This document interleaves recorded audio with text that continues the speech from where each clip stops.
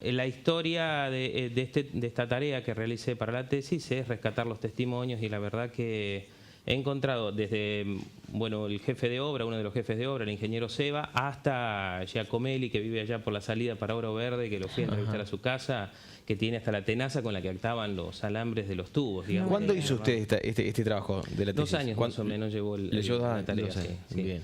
Y bueno, digo, las historias que aparecen en los testimonios de las personas, incluso de, por ejemplo, Carlos Joaje, que es uno de los que me cuenta que fue el primero que cruzó el túnel, una anécdota muy linda, compartida con el ingeniero Seba también, que dice que, se las cuento brevemente, pero el ingeniero Seba dice que estaba de este lado Paraná, donde estaba todo el obrador, y le aparece Joaje, Carlos, todo embarrado, entero.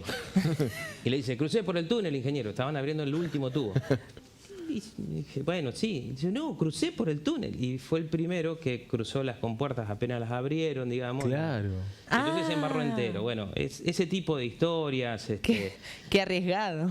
Sí, aparte, bueno, historias lindas que tienen que ver con mucha gente que trabajó en el túnel, que no era ni de Santa Fe ni de Paraná, o que sí, y que se quedó querenciada en todas nuestras zonas. Así que sí, va siendo un lindo desafío, sobre todo para poner en valor lo que representó esta obra y las decisiones políticas de su momento, ¿no? De llevarla adelante. Y Fernando, ¿qué fue lo que más le costó? Porque estamos viendo imágenes que yo que nunca son había inéditas. visto. Digo, ¿qué fue lo que le costó? ¿Esto de las imágenes, los entrevistados? Las entrevistas, sí, bueno, la actividad periodística, más allá, digamos, del estudio en la licenciatura, yo trabajo en los medios en Santa Fe, y entonces las entrevistas son los más lindos, de poder charlar con la gente y descubrir aquellas historias.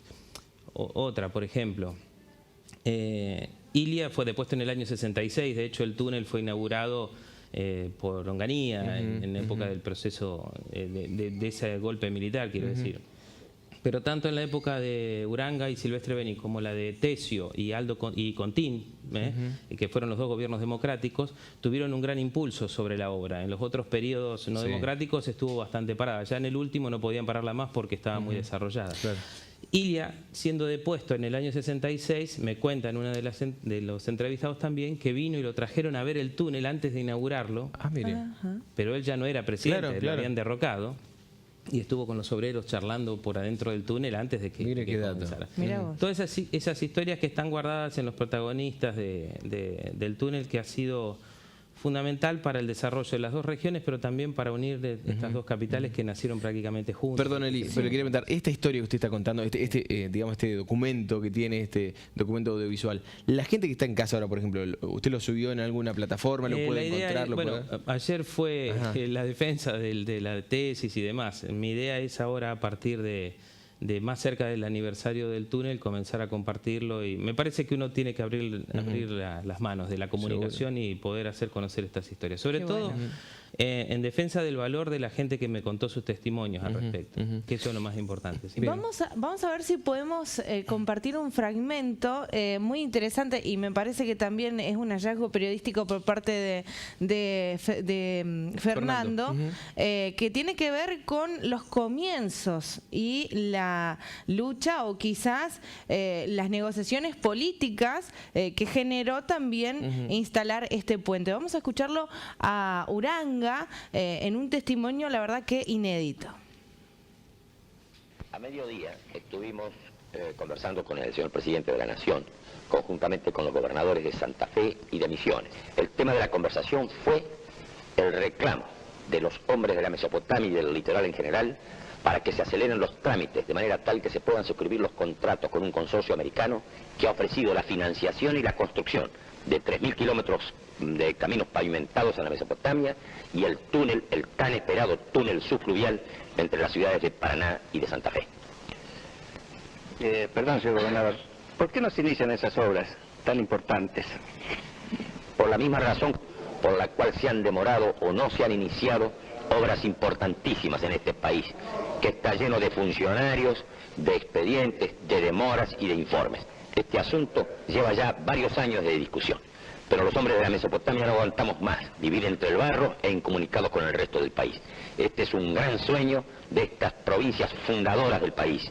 Nuestros sueños son la presa de Salto Grande para suprimir el déficit energético, luego los caminos interiores y la comunicación con el resto del país. El túnel se hará, el reclamo cada día es mayor la irritación de misioneros correntinos y entrerrianos, porque los funcionarios de Buenos Aires desdeñan la consideración de estos asuntos vitales para el desarrollo del país. Wow, la verdad que... ¿Cómo hablaba, Y defendiendo su provincia y su posición siempre tan federal, ¿no es cierto? Pero firme, el túnel se hará, dijo, ustedes, moviendo la pierna. Vamos a poner en contexto. Esto era cuando se hacían los reclamos. La primera iniciativa de construir un túnel es de 1919, de un diputado entrerriano. Ajá. En el Congreso Nacional, bueno, no prosperó.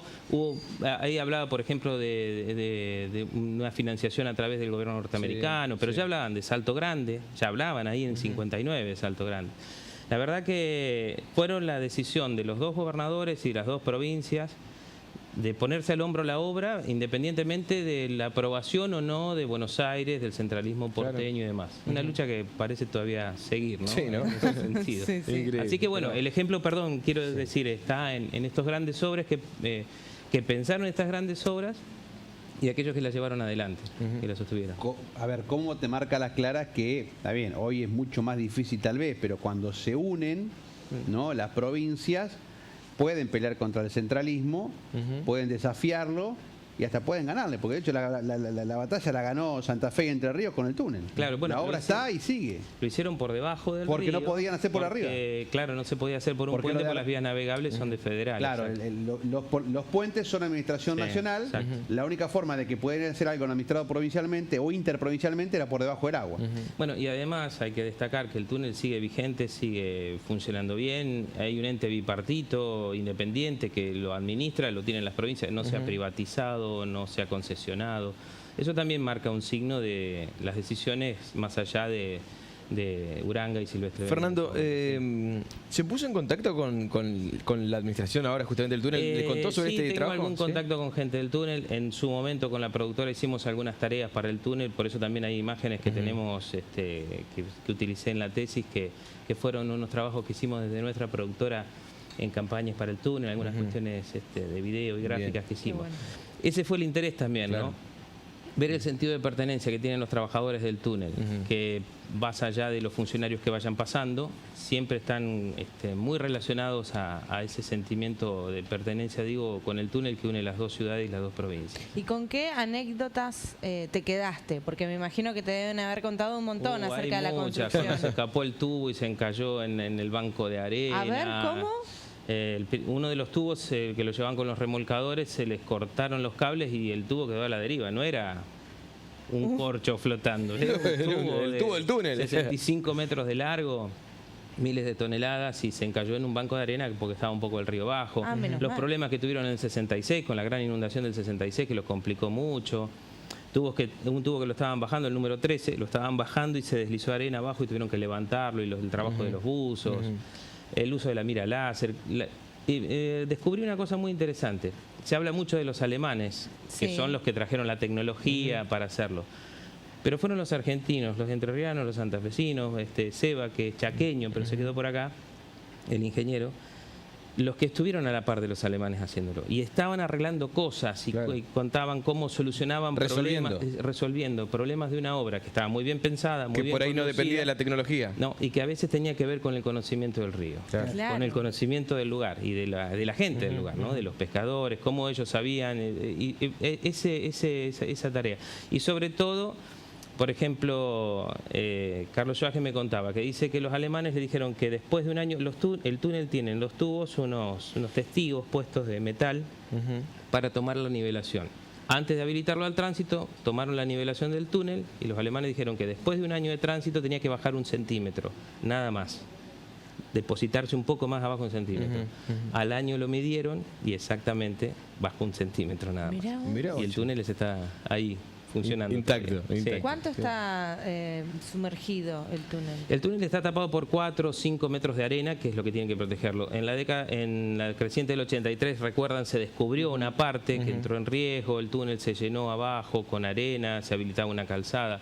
Después, en la década del 90, le hicieron un manto de protección para cuidarlo. Pero, por ejemplo, una vez por mes le hacen una batimetría completa, por eso tienen una lancha especial para poder hacerlo. Digamos, es un sistema bastante complejo. Bueno, este trabajo que hizo Fernando fue a través de diferentes testimonios que pudo recabar de trabajadores que estuvieron en la construcción. Vamos a compartir un pequeño fragmento de parte de lo que contaban acerca de aquella época y también de esta hazaña. Tenía 19 años y por intermedio de una señora alemana, yo necesitaba trabajar y hablando con ella me dijo, anda, presentate allá, que precisamos gente. 1963 entró al túnel y entré al taller mecánico como oficial. El tubo mayormente se hormigonaba en 2 turnos, de 12 horas cada uno. Entonces yo entraba a ponerle a las 6 de la tarde, estaba hasta el otro día a las 6, terminaba mi labor y venía otro, ocupaba mi lugar y seguía. Mete hormigón nomás. La primera dificultad que surgió era el hormigón. El hormigón era muy complicado y muy peligroso, ¿viste? Porque todo te lo mandaban desde arriba, ¿no es cierto? Y vos tenías que ponerte acá a sostener el caño donde venía el hormigón. Y ahí, aguantátela a las horas, ¿viste? Porque cada media hora marchaba 1 metro. Y vos tenías que acompañar eso. Y ahí esperar que se llene esa parte y avanzar. El hormigón por la cañería tenía que recorrer cerca de 400 metros. No dio resultado. Entonces el ingeniero Vega, el ingeniero Seba y algún ingeniero alemán diseñaron un nuevo sistema sobre los 4 puentes grúas, pórtigos del dique seco. Allí se construyó una plataforma que se construyó en el taller mecánico, ¿no? Y arriba una cinta transportadora, que de un lado había una pequeña tolva donde los carritos volcadores de hormigón que recibían el hormigón de la mezcladora hacían un pequeño recorrido y volcaban sobre esa, ¿no? Y de ahí la cinta transportadora los llevaba hasta una cañería flexible de caño, hasta que el personal abajo llevaba la boca donde se cargaba el hormigón a donde quisiera. Esa fue la primera gran solución. Y guarda con dormir. Yo fui uno de una vuelta que me pegó el grito del capataz, ¿está dormido? Me despertó, me voy a dormir. Cuando se hizo el primer desmolde, había algunos, hablando incluso unos huequitos donde el hormigón no entraba, ¿no? Porque la gran cantidad de armadura que había. Entonces se colocaron los vibradores. Pero esos vibradores a placa andaban y no andaban bien. Entonces se hizo una modificación en el encofrado metálico que se hizo como unas ventanitas, que se hizo en el taller mecánico, unas puertitas, unas ventanitas, ¿no? Que a medida que entraba el hormigón se abría y se metía, por ejemplo, un vibrador de aguja. Se trabajaba, por eso los moldes, con vibradores eléctricos, ¿viste? Que le pegaban el bombazo y temblaba hasta el cielo, ¿viste? Y vos te movías ahí, estabas ahí. Hay 4 tubos que son iguales. Si mal no recuerdo es el tubo 28, 29, 30 y 31. Los demás no son iguales, tienen la misma dimensión. Son un poquito inclinados porque el túnel no es recto. Entonces todos los tubos que salían del dique seco estaban numerados. Ahí está. Qué bárbaro, qué testimonio. Es parte, ¿no? de la producción esto. Ahora, es difícil hacer una losa, hoy en día, imagínate el túnel, el hormigón, claro. Las dificultades que tuvieron. Llevaba 3 meses hacer una tanda de 4 tubos, ahí en el dique seco, que es donde está el Club Náutico ahora, ¿no? Y después inundarlos, llevarlos, bueno, toda una historia que llevó mucho tiempo, mucho trabajo. Qué bárbaro. Y la verdad que rescatar esta historia, incluso registros de todo tipo, de la firma del contrato, bueno, en fin, tiene que ver con rescatar la historia de los santafesinos y los entrerrianos. Lo último, ahí cuenta el hombre del taller, digamos, cómo tuvieron que cambiar sobre la marcha, ¿no? La forma de hormigonear. Sí, ¿no? Muchas cosas tuvieron que ir solucionándolas. Más allá de, como decía vos, pero más allá de cómo venía la idea, exacto, de los alemanes, la tecnología alemana, no, claro. Acá lo vamos a hacer así porque es más práctico, ¿no? Fernando, qué placer que haya venido. Bueno, muchas gracias. Ojalá sea el primero de varios encuentros y bueno, lo mejor, felicitaciones por la carrera y por este trabajo que realizó. Gracias por darme la oportunidad, Eliana, por también convocarme y poder mostrar. La verdad que uno, vuelvo a repetir, uno pasa cotidianamente y pierde a veces dimensión. Están buenos los 50 años para poner un momento y pensar en en nuestra región sin el túnel lo que sería. Tal cual. Que no existiría como existiría. Periodista Fernando Páez, lo despedimos de Santa Fe, que vuelve ahora, ¿no? A pasar por el túnel ahí. Otra vez, sí. Ahí está. Qué lindo.